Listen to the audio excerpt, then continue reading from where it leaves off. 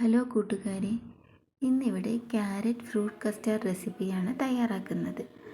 അതിന് ആദ്യം ഒരു ക്യാരറ്റ് നല്ലതുപോലെ കഴുകി വൃത്തിയാക്കി എടുത്തതിന് ശേഷം ഇങ്ങനെ ചെറിയ കഷ്ണങ്ങളായി മുറിച്ചെടുക്കുക. ഇനി അതിലേക്ക് ആവശ്യത്തിന് വെള്ളവും ചേർത്ത് ഒന്ന് വേവിച്ചെടുത്ത് അത് മാറ്റി വെച്ചതിന് ശേഷം ഒരു പാത്രത്തിലേക്ക് പാലൊഴിച്ചു കൊടുക്കുക. ഇവിടെ ഞാൻ 450 ml ഒരു കവർ പാലാണ് എടുത്തിരിക്കുന്നത്. അതിൽ നിന്ന് കുറച്ച് പോർഷൻ പാല് മാറ്റി വയ്ക്കണം. ബാക്കി പാല് തിളപ്പിക്കാൻ വയ്ക്കുക.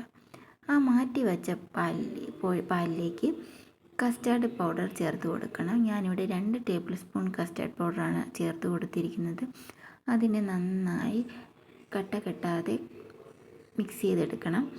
ഇനി അതിന് ശേഷം പാലിലേക്ക് കണ്ടൻസ്ഡ് മിൽക്ക് ചേർത്ത് കൊടുക്കുക. പാലൊന്ന് തിളച്ച് വന്നതിന് ശേഷം മാത്രം ചേർത്താൽ മതി. കണ്ടൻസ്ഡ് മിൽക്ക് ഇല്ലെങ്കിൽ പഞ്ചസാരയും ചേർക്കാം.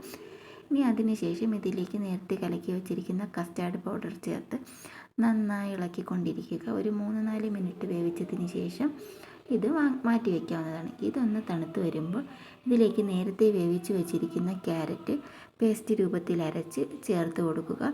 അതും നന്നായി കെട്ടാതെ ഇളക്കി കൊടുക്കണം. കെട്ടാതെ ഇളക്കി ഇങ്ങനെ മിക്സാക്കി വയ്ക്കുക. ഇതിന് ശേഷം ഇത് ഫ്രിഡ്ജിൽ വെച്ച് തണുപ്പിച്ചെടുക്കണം. തണുപ്പിച്ചെടുത്തതിന് ശേഷം ഇതിലേക്ക് ഫ്രൂട്ട്സ് ആഡ് ചെയ്ത് കൊടുക്കണം. ഫ്രൂട്ട്സ് നേരത്തെ അരിഞ്ഞ് ഫ്രിഡ്ജിൽ വച്ചേക്കുന്നതാണ്. ഇത് ഓരോന്നായിട്ട് ചേർത്ത് കൊടുക്കണം. ഒരു ആപ്പിളും പൈനാപ്പിളും പപ്പായയും മാതളവും പഴവുമാണ് ഞാനിവിടെ എടുത്തിരിക്കുന്നത്. നിങ്ങളിൽ ഏതൊക്കെ ഫ്രൂട്ട്സ് ഉണ്ടോ അതൊക്കെ ചേർത്ത് കൊടുക്കാവുന്നതാണ്. നല്ല ടേസ്റ്റാണ്. എന്തായാലും ഒന്ന് ട്രൈ ചെയ്ത് നോക്കണം. അവസാനം ഞാൻ ഡെക്കറേറ്റ് ചെയ്യാൻ വേണ്ടി കുറച്ച് ഉണക്ക മുന്തിരിങ്ങയും ബദാമും കൂടി മുകളിൽ ആഡ് ചെയ്ത് കൊടുക്കുന്നുണ്ട്. വീഡിയോ ഇഷ്ടപ്പെട്ടാൽ ലൈക്ക് ചെയ്യണം, സബ്സ്ക്രൈബ് ചെയ്യണം, ഷെയർ ചെയ്യണം. Okay, by.